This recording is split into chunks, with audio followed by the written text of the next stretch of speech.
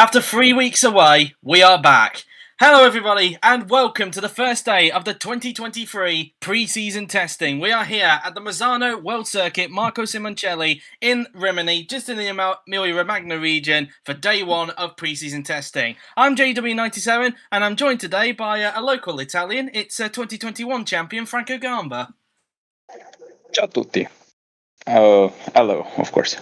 Yeah, it's time for a brand new season, and I think everyone is looking forward to see what will happen. Yep, indeed. A lot of questions going into preseason testing in terms of what is the Toyota team going to be like as well? What sort of pace are they going to be on? Is the Haas hype real, of course, judging from their trend that they had in the past? What sort of pace will Ferrari and Lamborghini have with their downtrend? Is Aston Martin potentially the worst team, judging from their downtrend? Will Sauber and Williams improve with their uptrend? What will McLaren be like with neutral? And what will the last season's top three teams be like as well with their neutral rating? It is going to be quite an interesting one indeed, as we are getting set for the first running here of pre-season testing. And, well, given it's pre-season testing, of course, we do have quite a lot to talk about during this. But the first car on track is the reigning champion, Franco Lopez, in his brand new Toyota. And, well, it's going to be, I think it's safe to say, Franco, a lot of interest in what's going to happen with Toyota. Whereabouts could they be in the pecking order in their first season back since 2009? Yeah, everyone can see it as a sort of gambling to go to Toyota, to a brand new team, to a team that hasn't been in the series since 2009. So that's a huge gamble. But let's see, maybe it could work. It may work indeed. It's very unlikely that it will compete for the championship, as Giri mentioned, but maybe for race wins and podiums, who knows? Yeah, who knows, really? Maybe you could get a miracle win like Barci's Kloss last season at Haas. Who knows, really? But it all really depends on what the pace of the Toyota is going to be like. I mean, obviously, we saw what Lamborghini were able to show when they first appeared in 2021. So whether Toyota have some good pace to start off with, we'll have to wait and see. But Lopez will be the first one to start a time for us in this pre-season test. There's also quite a lot of hype around the Haas team going into this as well, given their amazing season last season, finishing best of the rest, it's fair to say, outside of the top three teams, if you want to count Renault in that equation last season. And, well, given they've got an upward trend, a lot of expectations around the Haas team. Yeah, and somewhat it's even expected that they might even compete for maybe podiums and wins regularly. That's what maybe people are thinking. But, of course, we have to see. Maybe they will be close to Renault or rarely close even to Red Bull and Mercedes, but I think that they're going to be a real threat this season. So I can't wait to see what they will be actually provide to us this season. Indeed so, and well, it should be quite interesting to see what sort of pace Haas have got in this going into pre-season testing. And we've just realised as well that the title reads 2022 for some reason, so apologies for that. I think when I get a chance, I might try and change the title halfway through. But anyway, some laps are going on the board. I'll change the title in a little bit when I get a chance, of course, during the stream, so don't worry about that one. But anyway, Lopez sets the time of 1 minute 9.0. Sontar goes 49,000 slower in the Williams, and well, we're expecting Williams maybe to improve given they've got an upward trend, so we'll have to wait to see on that as the two Hasses have started a lap. Martins goes into second behind Lopez in the Toyota. Byrne goes into second place. I don't know if there's any traffic for Dairy though, and the Ferrari goes ahead, as does Quarg, as does Carr, who is 1/10 down. I don't know if he had traffic on his lap there as well, but Quarg goes to the top. Gomez goes into second place in the second Toyota, 29,000 off of Roman Quarg at the moment. Roque goes into 7th place for the meantime now then, as Willows now then making his way around the final turn now then, and Willows will come across the line in the McLaren. He goes into 12th position. Oh, right. Well, that would explain why everybody looks a little bit close at the moment. So Yuri's got the one performance as well. Whilst he's sorting that one out, because there's a bit of an error there. I think Yuri forgot to change it. So we haven't really seen the pace yet. So hold the fort. So whilst he's doing, oh, it's been changed already. Thanks, Flo. You saved my my work there. Thank you. You saved me a job there. So thank you very much for that one. But yeah. So whilst Yuri sorts out that little issue there at the start of pre-season testing, there, I think we might as well talk about some things. So obviously we've seen all 11 teams' liveries from the last 11 days as well from the launches. And might as well ask you, Franco, whilst we wait, what's your favourite livery out of all of them? Well, let's say personally, I like the Williams livery is the one that I like the most because of the. I can be considered strange, but the type of pink and the shades of blue in the car were actually great. I mean, to be fair, I would like to say that every livery this season has been quite good. Personally, I mean, you guys did an amazing job this year. I was really impressed about all the liveries. But yeah, if I have to pick one livery, I would say the Williams one is my favorite.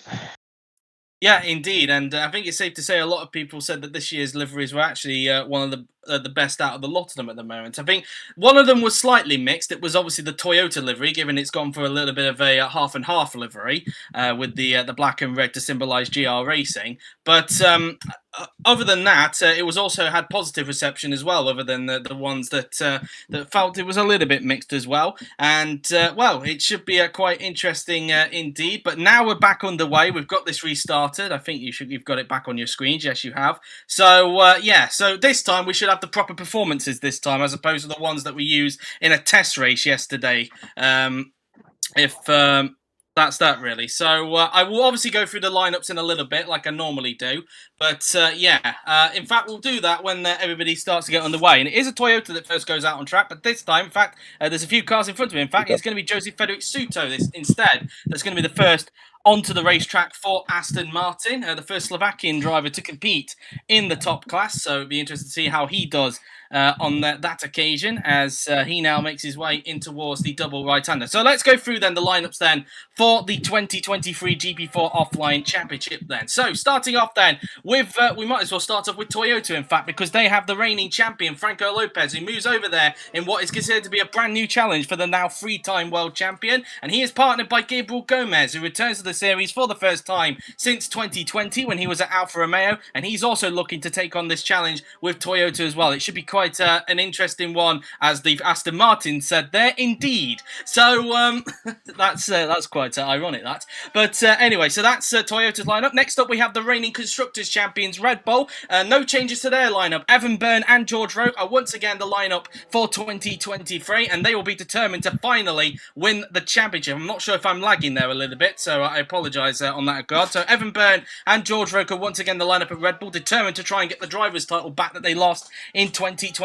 Next up is the team that won the driver's title last season. It is Mercedes, and with Franco Lopez gone, of course, they'll be hoping to try and win the championship without him. Amar Khan remains with the team for another season, and he is joined by Jesus Perinen, who moves over from Renault, and it should be interesting to see what Jesus can do with the Silver Arrow, or it's obviously given it's a black car, I might as well not call it the Silver Arrow. Moving over to Renault, he's ex-team now. Then Roman Quarg remains with the team for another season. And obviously with Perinen gone, Joantis Martins has come over from Aston Martin to replace him over at Renault. And he's looking forward to hopefully being in a car that should be, in theory, better paced than what the Aston Martin produced last season. Moving on to Haas, of course, a lot of hype surrounding this team. Bartosz Kloss remains with the team for another season, but he's got a new teammate in the form of Laura Chung, who moves over, of course, from Lamborghini, and she'll be hoping she can have a good season with Haas. Moving over to Ferrari, Chris Chatfield remains with the team for another season, and with Jake Galloway missing the sign-ups, his new teammate will be Andre Verderi, who moves over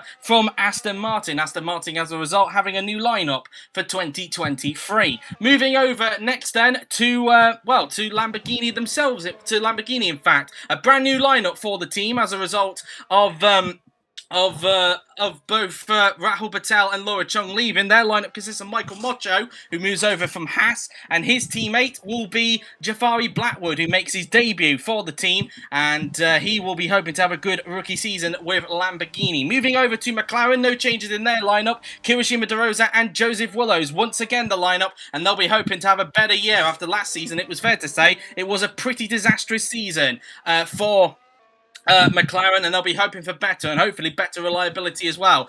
Next up is Sauber. Gone is Alfa Romeo. The Sauber name returns, and their lineup consists of Rahul Patel, who moves over from Lamborghini, and his teammate is Bence Valdinga, who remains with the team for another season, hoping for another good season, and who knows, maybe another load of P10s to add to his collection. Moving over then to Aston Martin. There's not a lot of positivity surrounding Aston Martin. A lot of people believing they could be the worst team on the grid come this season. We'll have to wait and see on that one, really. But they've got a new lineup consisting of Andrei Sazonov and Joseph Frederic Suto, both of them moving over from Formula 2, hoping to do well in their rookie season. And finally, moving on to Williams and their second season with Lamborghini power. It wasn't the best of seasons for Williams. It ended up with the worst car in 2020. And they'll be hoping that this year is a much better car. Felix Sontag remains with the team, and he is joined by the returning Julius Anderson, the man who won last season's World Champ Car Championship, and he'll be hoping that this time he can stay around in the top class for a little bit longer. Now he's with a second stint with Williams. So that is the lineup for 2023, and we've already got some lap times on the board. You can see Perinen and the Mercedes at the top, with Martins in second place, and Chung, in fact, setting the same time as Martins. And we talked about earlier on, Franca, that there is actually quite a lot of hype surrounding Haas this season, and well, as you can see so far, Chung looking pretty well in third position. Yeah, I mean, right now it's only the early part of the test, but third and sixth now Klaus improves a little bit as well. It's quite a good start, and maybe it's really promising for them.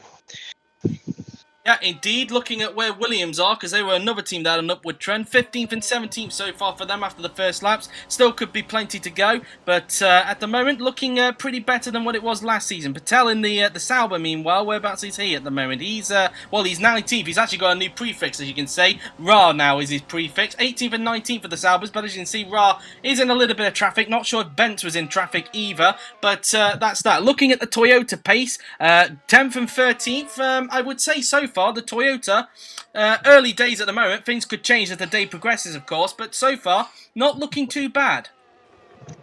Yeah, for as a first act, it looks like all right. I think that, of course, a team that has been away for 14 seasons, it's expected to struggle a little bit at the start, but they're not that far as probably someone also even expected. So it can only go up for them personally, and I think that they could be even a threat in the future. So right now it's good. Yeah, indeed. As we look at Carr, who's currently getting held up in some traffic here. Obviously, we might as well talk about Amar Carr whilst we are riding on board of him at the moment. Of course, we'll talk about some other things coming up in 2023, as I think I had more lag there, so I do apologise. But we'll talk about that a little bit later on, as obviously that pit lane entrance always a culprit when it comes to holding people up, and the same goes for Andrea Verderi there in his new team Ferrari, of course, and that lap wouldn't have not gone particularly well. Byrne goes up to second place, meanwhile, in the Red Bull. Oh, am I not lagging? Well, it was just that the screen was freezing on my end for some reason. Usually that's an indicator that I'm lagging, so yeah, it's a little bit strange there. Me too. But anyway, that's that really. Byrne now up into second place, 57 thousandths behind his former teammate, Jesus Perinen, who's currently at the top of the timing screens. But we were going to talk about Amar Carr there, and well, it's safe to say he was not particularly happy about being retained by Mercedes, because he was hoping he'd be at Red Bull for this season, but obviously that is not the case. He is at Mercedes for another season, but really for Carr, he's really hoping that finally this time around he can win the championship. Yeah, I mean, for Amar now, life could be easier, but I'm not so sure, because Jesus is actually a very strong driver, and we've seen it the last two seasons. Well, last season Jesus had horrible luck with reliability, but he had a good pace throughout all the season. That also the fact that he had a lot of issues in his car, it was difficult to judge him. So when he was in good positions, basically he was forced to retire for failures. And probably without all those failures, he would have been probably P6 with a good gap on the 7th place in the standings. So I think that now that Jesus have a car that is able to fight for the championship, it will be a threat for Armor. I don't know if it will be a bigger threat than Lopez has been to Armor or not, but it will be a threat for sure. But of course, Armor will be stronger as well, and yeah, it will be maybe a close fight at the end. As you see Lopez there locking up into the first corner there, and clearly pushing a bit hard as he goes up into 12th position. So 11th and 12th so far for the two Toyota drivers. Of course, Lopez was expecting this to be a challenge, of course. Let's not forget about that. Otherwise, he wouldn't have moved to Toyota in the first place. But for Lopez, he sees this as obviously as a long-term thing for him. And hopefully, if anybody could possibly transform Toyota in this series, well, Lopez is probably the guy to do it. Yeah, that's also a huge investment by Toyota as well. I really hope that they don't waste money like they did in real life. But yeah, I mean, of course, the project can only improve with a driver like Lopez. So I see them performing better and better throughout the future. So this season they will probably perform like they're doing right now. So in positions like that could be 10th, between 10th or 13th, for example. Maybe even higher if there are chaotic races. But I think that Lopez is the right guy to start a project for every team. Yeah, indeed, and we'll have to see what Toyota is going to be like as the seasons go on. So far, they've been looking pretty decent in this test so far, 11th and 12th, but it's still quite early days at this stage. And meanwhile, Patel goes up into 16th in the Sauber, of course. I nearly said Lamborghini there, but he's no longer in the Lambo. He's obviously now driving for Sauber. He didn't particularly enjoy his time at Lamborghini last season, it's fair to say, and now he's got away from it. Although it's safe to say, despite the fact that people were expecting Lambo to drop off a little bit with their downtrend, so far they've looked pretty, although they're kind of similar to where they were last season at the moment. Mocho in 8th and Blackwood in 13th. So really, despite the downward trend for Lambo, it doesn't look like they've changed much.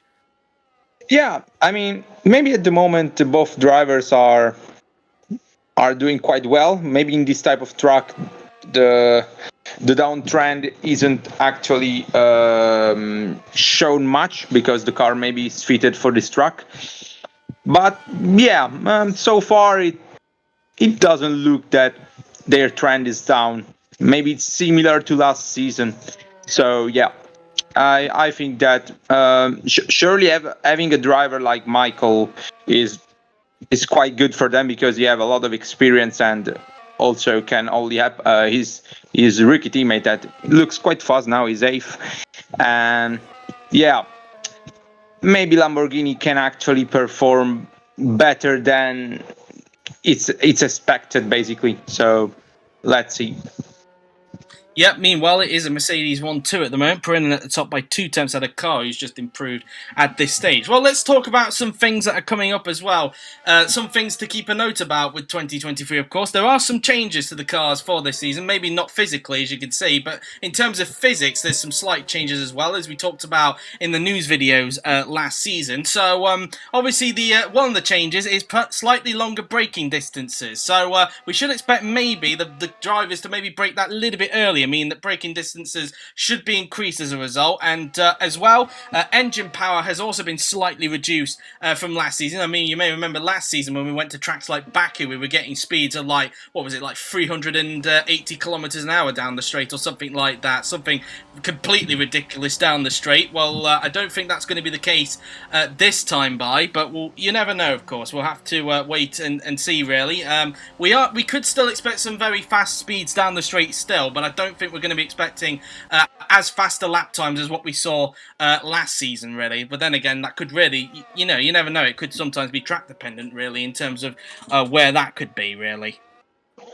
Yeah, last season we reached like 370 at Baku, if I remember correctly. And yeah, it's quite realistic, to be fair. So, yeah, it's fair to reduce a little bit the speed because at the same time it becomes even more difficult to overtake between each other. So I think that these changes will actually provide better racing, and yeah, of course, with the braking zones reduced, drivers have to be more careful. Yep, indeed. As whilst we were looking at Kloss, his new teammate Laura Chung has actually just split the two Mercedes there to go up into second place. So maybe this pace that there was some anticipation that Haas might actually get up there with Mercedes and Red Bull. Well, maybe they look like they might have a car that could do that. So maybe they could be there to challenge those two. We'll have to wait and see on that as Kloss actually goes up on his personal best in the first sector, but only by 15 thousandths of a second. Well, we might as well talk about the calendar for 2023.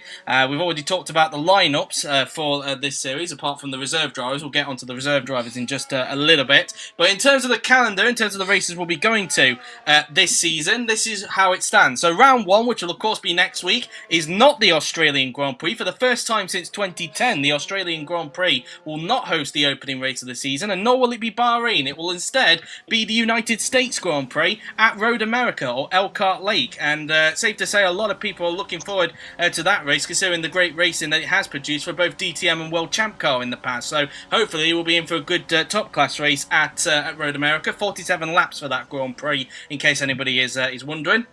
Then round two, for the first time since 2021, we will return to Interlagos for the Brazilian Grand Prix. Of course, the scene where Franco Gamba here took his World Championship in 2021. Although this time, for the first ever time in its history, it will not host the finale, of course. It will instead host round two of the championship. So it will take place a week after Road America. Round three, the second of two new venues on the calendar. It will be the European Grand Prix, the first European Grand Prix since 2016. But it will take place at the Motorland Aragon circuit. We'll be racing in Spain twice this season. One for the Spanish Grand Prix a little bit later on, and then one for the European Grand Prix, which will be round three at Aragon. Which version of Aragon gets used, we'll have to wait and see. Whether it's the Grand Prix layout or the motorcycle layout, we will have to wait and see. But yeah, that's that really. Kind of really depends on how these cars really handle that hairpin, really, I think it's fair to say. But anyway, that's that really. Round four will be the Azerbaijan Grand Prix at Baku, and once again hosting round four of the championship. Then round five will be where we are today, the San Marino Grand Prix at Misano. The second time we'll have a race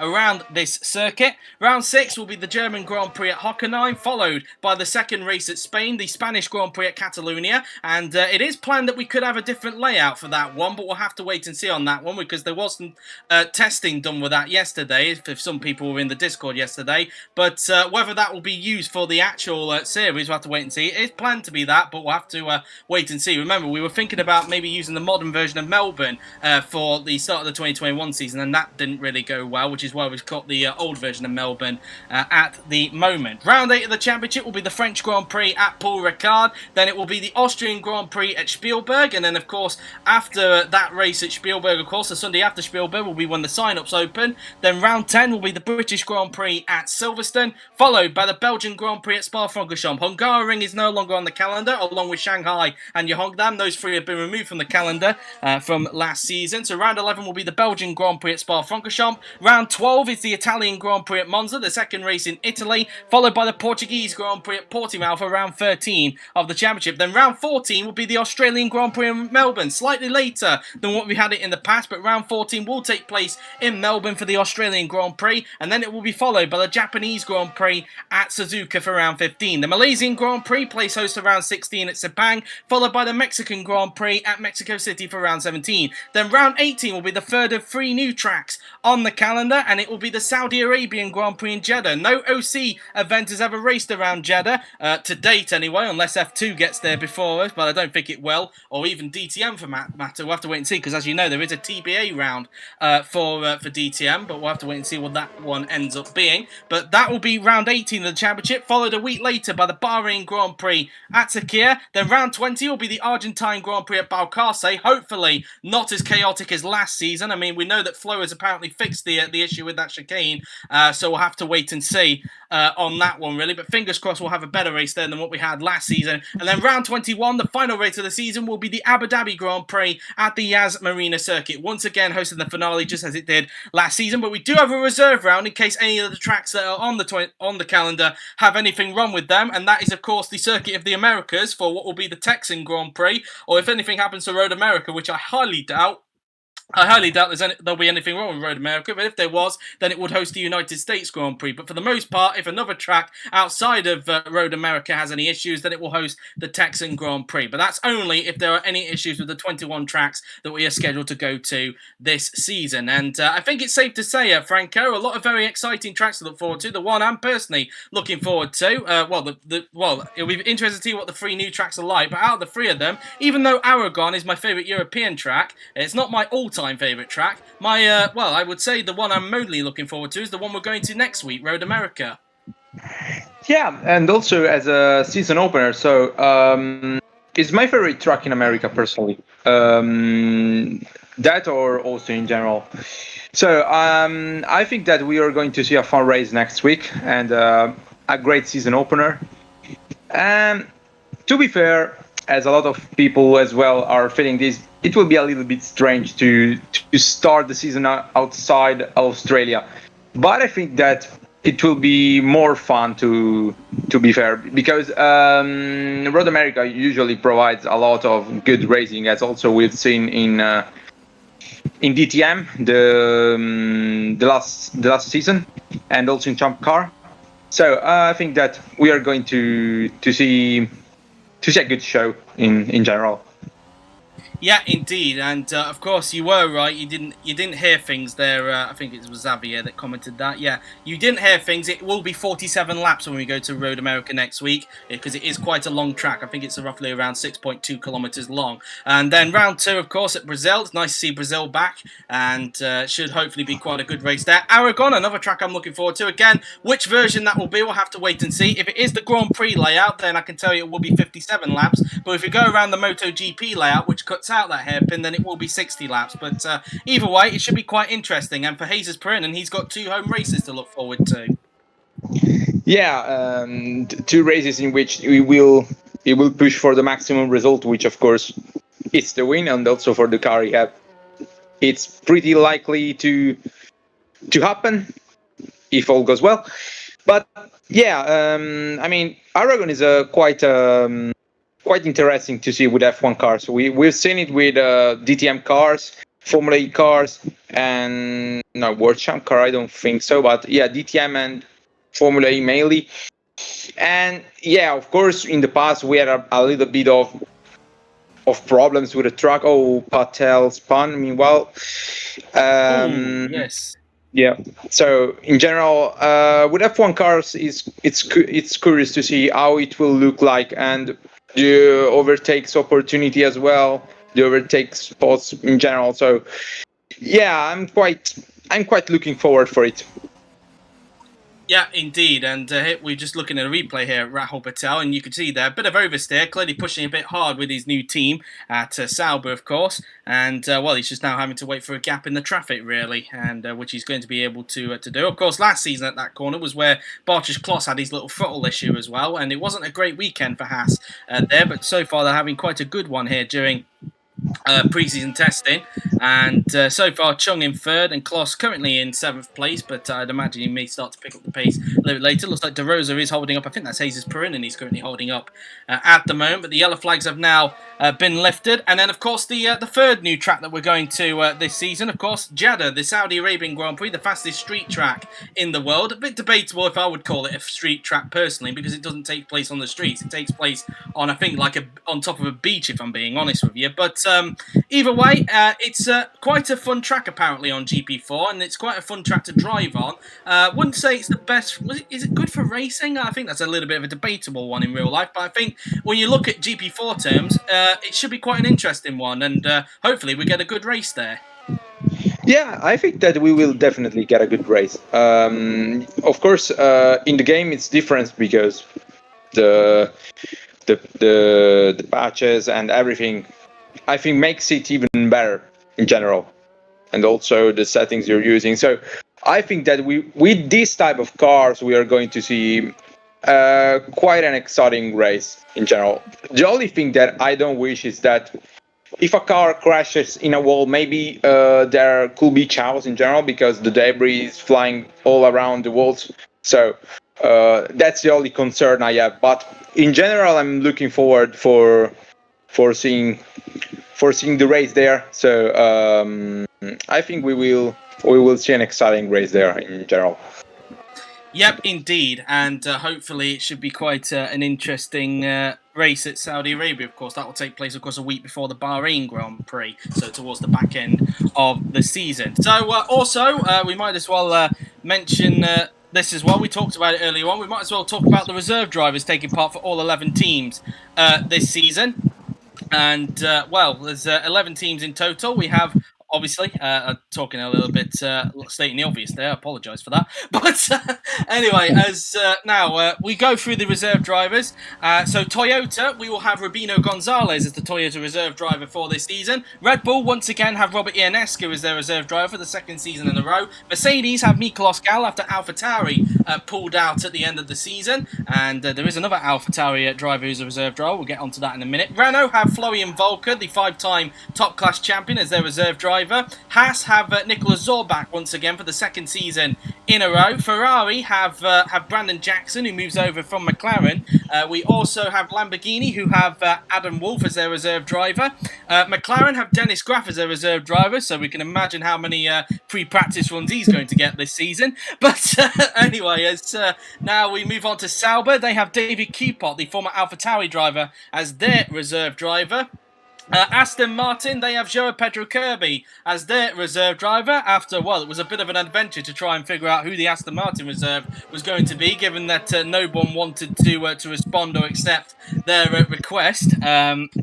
But yeah, there was a bit of an interesting one with Aston Martin, it's fair to say. And Williams have the F2 champion Wojciech Kulizak as their reserve driver. So any of them, of course, can take part during pre-season testing. Of course, they have to request it, of course, and get permission from one of the main drivers if they want to take part in one of the days during pre-season testing. Of course, not the first day, of course, because as I said, it's day one, but the other days they can do. So that's that really. And of course, we might, on the topic of talking about pre-season tests, obviously this is not the only action we're going to be getting, because of course on Wednesday night at 7 p.m. BST, Blake will be hosting his first live stream in the OC, doing a pre-season test for Formula E over at Ricardo Tormo. Now, the reason why he's doing it on Wednesday as opposed to Sunday, the pre-season test, is because this weekend he's actually off to London to watch the Formula E finale. So that's that really. So you'll be seeing Blake's first GP4 OC live stream this Wednesday at 7 p.m. BST, which will of course be after day 3 of the top class pre-season test, which by the time that happens will be over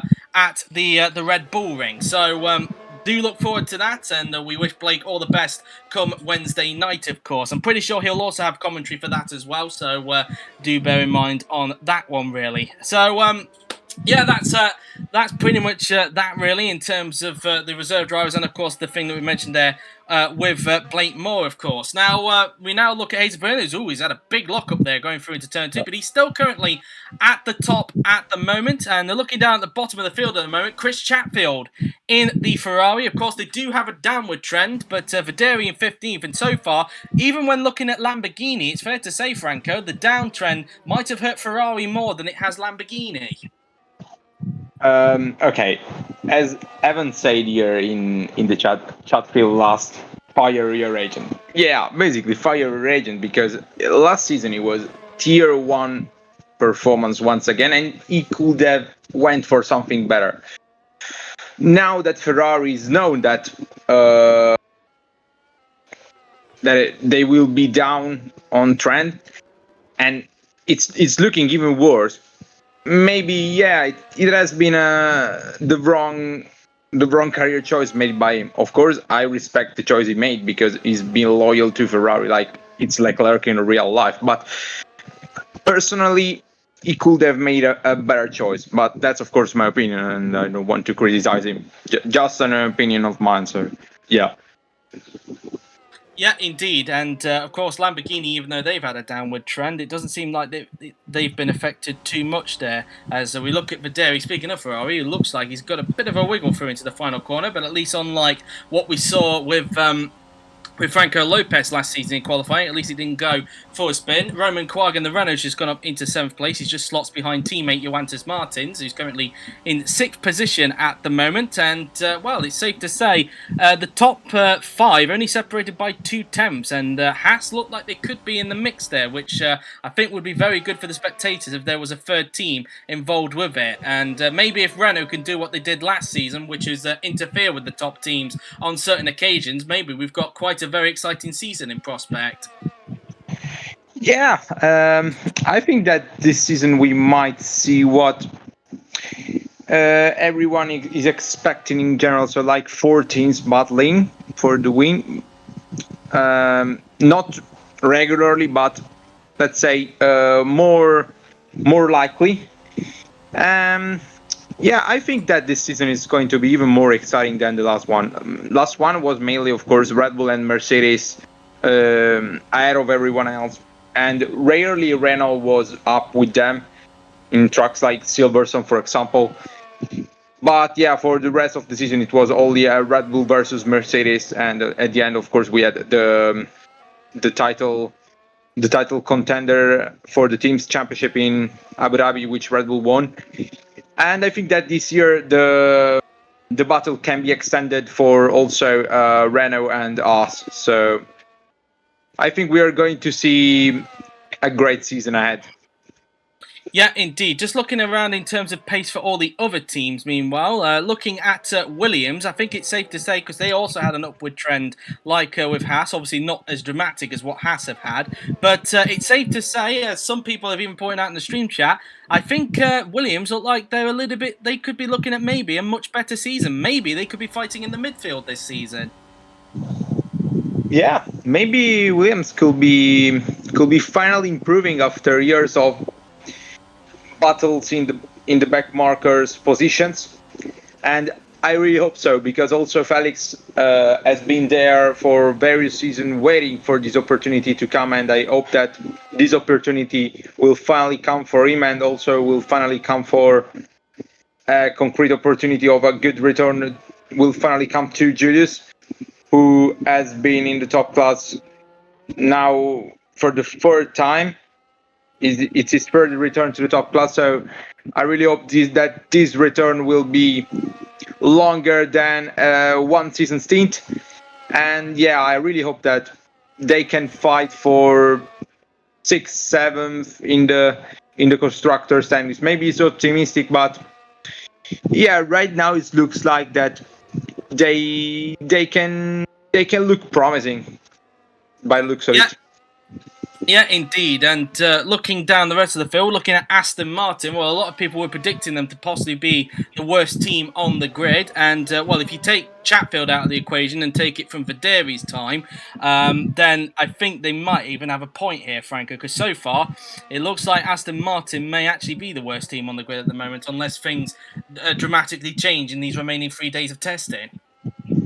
Yeah, also for the fact that they have 2 rookies in their lineup. So let's say they have to take a little bit of time to perform, and it's like what Haas was in 2021 in real life. Maybe less worse, but it can be the same fate for them. So it will be quite a challenging season for them for sure. I don't know if they will be really the Williams of last season, where they were a lot of from the other cars. But of course, it will be only the track to tell this. So the only thing that I want to say to Andre and Joseph Frederick is just good luck, because you need that, and let's hope for the best.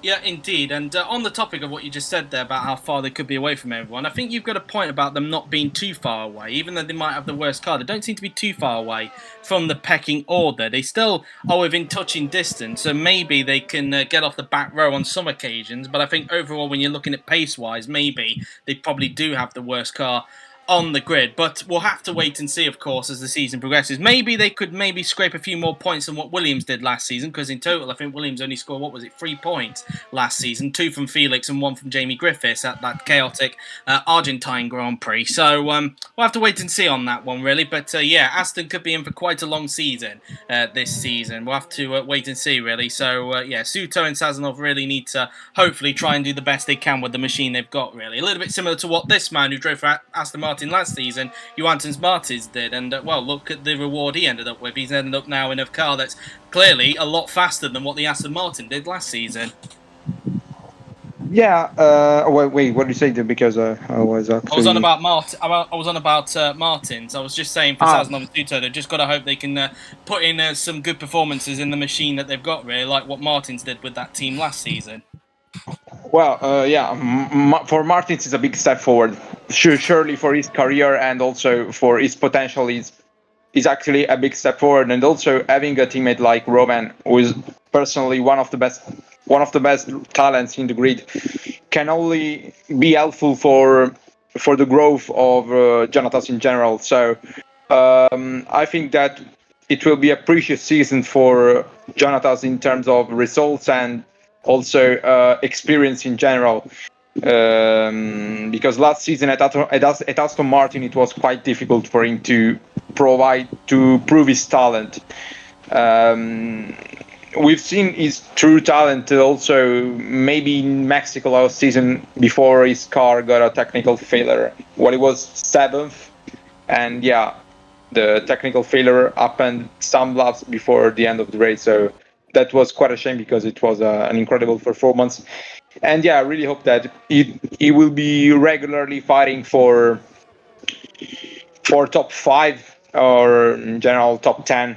So for sure it will be way better than last season when he was driving for Aston Martin. Yeah, indeed, and hopefully it will be quite a good season for Johannes as well. But obviously, the one question that will be plaguing Renault, of course, is have they sorted out the reliability issues? Because it's safe to say a lot of points were lost last season from Renault thanks to their mechanical failures, and also as well, like we saw in 2021, some very weird strategic moves that they made. Yeah, let's say that their drivers' cooperation as well wasn't really smart for a teamwork in general. So let's hope that Roman and Jonatas will cooperate better than actually they did with Jesus and Roman. So yeah, they need to get as many points as possible because, of course, last season it was quite difficult to be between the weird teams works and also, of course, the car's reliability that was quite bad because they lost, I don't know, maybe more than 100 points. I could be exaggerated, but they lost a huge amount of points because of technical failures when they were in decent positions. So let's hope, of course, first of all, as you say, the reliability has improved and also the drivers doesn't cause mess between each other in general. Yeah, indeed, and we'll have to wait and see if Renault have sorted out their gremlins from last season. We ran on board with Gabriel Gomez, who's trying to find a way past Bence Valdingo in, his old team, in fact, because he was the reserve driver for that team last season, but now he's racing against them this season. You would have noticed as well, there may have been some fixes from the Sauber, from what you noticed from the launch video that there was a few days ago, really. Apologies for the lag there if I was lagging. I'm a little bit confused at the moment because Yuri says I'm not lagging, but it does look like I am lagging on the screen. I am, but there are some fixes to the Sauber that you may have noticed from that launch video. Some keen viewers may have noticed that on the front wing end plates, their sponsors were actually upside down, and Evan was having some difficulty trying to sort that out, but I managed to fix it on his behalf, really. So I've managed to get them the right way around, and I've also made sure that the floor was fixed as well, because some people may have noticed on the launch video that the floor was actually mirrored. You may have seen that the seat belts were actually on the rear light right on the top of it for some odd reason. The seat belt textures for some reason, but that's now been sorted out. So everything on that Sauber has now been fixed, and yeah, definitely one of the best liveries on the grid. I think it's safe to say that a lot of people think that all the liveries are one of the best that they've ever seen, really, and particularly the Sauber, it must be said. I mean, it does kind of remind me of a 90s style Sauber, really, with the style that they've got. And obviously, I did tell a little bit of a story, really, that that car was originally meant to have a sponsor on the side pod. As you can see, there is no sponsor on that side pod, as you can see. It was originally meant to have one. It was meant to have Credit Swish on the side pod, but during the whole editing process of that livery, Credit Suisse went bankrupt, so that couldn't be used. So instead of just putting another sponsor on there, I think Evan just left it blank. But to be fair, I think it actually looks pretty good without a sponsor on the side. Yeah, let's say paradoxically, some things in general without some sponsors like Rich Energy sponsoring us, the us without the Rich Energy looked way better with the black and gold livery, and I can say that it could be the same with Sauber, because this type of black also reminds of the first seasons of Sauber in Formula One with between 1993 1995, so it gives you a lot of throwback to those times to see this car's livery in general. So yeah, that's one of my favorite liveries indeed. Yeah, indeed. And Yuri even mentioned in our little chat that we're in that it kind of reminds him of the 2013 livery as well, when they had a black style livery in that as well. But yeah, it looks very good. Evan's done a really good job with this livery, it's fair to say. But anyway, as Valdinga, I wonder how many P10s this guy's going to get this season, because that was the running joke last season, it must be said. But yeah, we'll have to wait and see if that still ends up being the case for Ben's Valdinga this season. I don't know, maybe Patel may try and beat him to a few P10s this season. But then again, Sauber do have an upward trend this season, it's fair to say, although looking at their times at the moment, it doesn't look like they've progressed that much, it's fair to say. 14th and 15th at the moment, so whilst they may have improved, I don't think it's by as much as I think both Patel and Valdinga were hoping. Yeah, maybe it's the track, maybe it's just the fact that they have to get adapted to this car, but so far it looks like that Williams may have made bigger steps than them. But of course, it could be also related to the type of track and the type of course, the type of track that actually the car is suited for. So maybe Sauber isn't suited for this track, while Williams is suited more for this track. But by the looks of it, so far, it looks like that Williams have a better potential to have made bigger steps compared to last season. I think that it's quite a mirage for them to be on P11 with a driver, while last season where they were consistently fighting for P18s at maximum. So yeah, I think for Sauber it could be the same on some type of track. Yeah, indeed, and Yuri mentioned that he'll need to increase the amount of laps tomorrow, because as you can see, both Martins and Carr have got checkered flags next to their name. Now, that doesn't necessarily mean their session is over. It just means that as soon as they return back to the pit, whenever that will be their session done with. But it doesn't mean they've just finished their last lap. They've still got a few more laps, and then they will head back into the pit. Just as a McLaren just comes in front of Valding. We might as well talk about McLaren, because we haven't really talked about them in this. It's kind of a little bit difficult to see where McLaren are, it must be said. They are 16th and 18th, but we did see at times De Rosa try and pop up into a like 11th. But they do have a neutral rating, as we know. But I think really for McLaren at Franco, they are desperately hoping for a better season, because last season it was a disaster, both in terms of pace and also in reliability, to the point where the team only were able to finish in 8th in the Constructors, and only in total, I think, managed to pick up, I think it was 30 points in the end. Joseph Willows picking up his lowest ever points haul in the top class, and well, he obviously, as we know, missed out on a Mercedes drive, really. And well, I think It's safe to say, I think both Kiro and Joseph will be hoping that there is some kind of progress from McLaren, because otherwise it could be maybe not just for this season, but maybe even another miserable season in 2024. Yeah, I mean, McLaren really had a tough 2022, as we've seen. And maybe the fact that some teams have downtrend while their trend is neutral might help them to be upper in the standings in general, I mean. And maybe fighting for, who knows, maybe low top 10 is even possible. That's actually curious to see. Of course, the reliability as well have to be improved, as you mentioned, and let's hope they actually did improve with reliability in general, because last season it was quite frustrating for both drivers. I think they lost quite a good amount of points as well because of it. Like, they got only 30 points, but they could have been way higher in the standings in general. So yeah, let's hope that they capitalize this season for all the occasions in general, and that with this car they will get the maximum possible to be, of course, better than in 2022. Yeah, indeed, and as mentioned, Kirill and Joseph will be hoping that will be the case as well. I mean, we talked about how Joseph was close to possibly getting a Mercedes drive for this season, really, and who knows, really? Could that be a sign of Joseph maybe being a little bit frustrated with McLaren?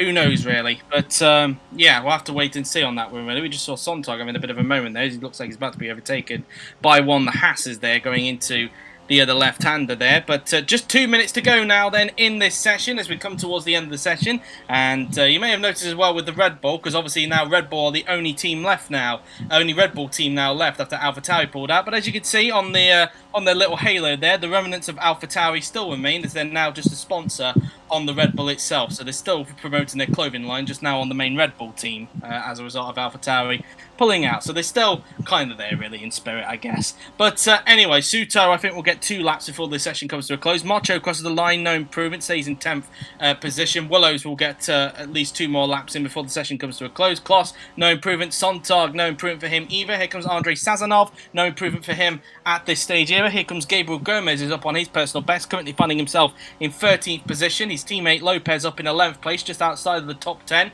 Let's see if Gomez can get anywhere closer to his teammate. He now crosses the line, and he goes, well, he improves, but he remains in 13th. So still Anderson is separating the 2 Toyotas at the moment. Lopez across the line, he improves, but stays in 11th position. Patel, no improvement, he stays in 14th place at the moment. Just under a minute to go. Here comes Jafari Blackwood. I haven't really seen much of him today, but he doesn't improve on that occasion and stays in 9th place. He's had a pretty decent first day, it's safe to say. Chatfield improves, but only up into 21st position, so only really able to gain 1 place today. Not been the best of sessions for Chris Chatfield today. George Roke across the line, no improvement. He stays in 5th position. Perinin has been done for the day. He's just come back into the pit. Suto up on his personal best. Could he actually push Chatfield back down into last position in the Aston Martin? His teammate Sazonov currently in 19th place ahead of Sontag at the moment, as Suto now crosses the line and he goes up into 20th, in fact, so gets in front of Sontag. De Rosa goes up to 14th place. Willows across the line and he stays in 18th. Kloss goes up into 6th as we come towards the end of the session. Sontag, no improvement, stays in 21st as we have 10, 9, 8, 7, 6, 5, 4, and now we have 3, 2, 1 and 0, and the checkered flag is out. That is the end of day 1 as Gomez finds some time in the last set to improve, but stays in 13th. So Sontag was the last car to cross the line there. His teammate Anderson doesn't improve on that occasion. We're right on board with Jafari Blackwood in the Lamborghini as he now rounds the final corner and onto the pit straight now. Then he will go as Blackwood crosses the line, no improvement, and he stays in 9th position. Roke currently in 5th position. Of course, took the championship to the wire last season by some luck, it seems, but I bet he's determined to try and see if he can win his first World Championship this season. Roke across the line, no improvement. He stays in 5th indeed, and I I'm trying to figure out what that means there, Yuri, with that second word. Anyway, Suto now then comes around the final corner. He comes onto the pit straight, and he now crosses the line, and he goes up into 19th. A slight improvement there, gets in front of P8 Sazonov. De Rosa improves but stays in 14th. Willow's across the line, no improvement. Of course, we're waiting for Sontogs to cross the line because he's last got to cross the line. And Sontogs coming back into the pit, so that's the session done with. And the top three, as a result, at the end of that session is Perinen, Carr, and Byrne, which are your top three. But yeah, at the moment, it does seem that Mercedes and Red Bull are once again at the front of the field, Franco, judging for this first day. But as people were predicting, Haas looked to be in the fight. Yeah, Haas looked to be in the fight and quite close as well. So they could be really a threat, as we thought initially. So maybe, who knows? Race wins are even possible for them because they were pretty consistent as well. So looks quite promising for them in general. Looks quite good. Indeed so. Well, that has been it then from day one of pre-season testing. I hope you guys have enjoyed it. A very, very interesting day indeed, as day one is usually. We'll have to wait and see if this keeps up on day two. But that has been it then, guys. I hope you have enjoyed it. We will see you again, guys, tomorrow at the same time of 4:30 p.m. BST for day two of pre-season testing, which will, of course, be the last day at Misano before we head off to the Red Bull Ring for the final 2 days. But until then, guys, that has been it. I hope you have enjoyed it. So thank you all for watching. I've been JW97. He's been Franco Gamba, and we will see you tomorrow at 4:30 p.m. for day two. Take care. Ciao, ciao.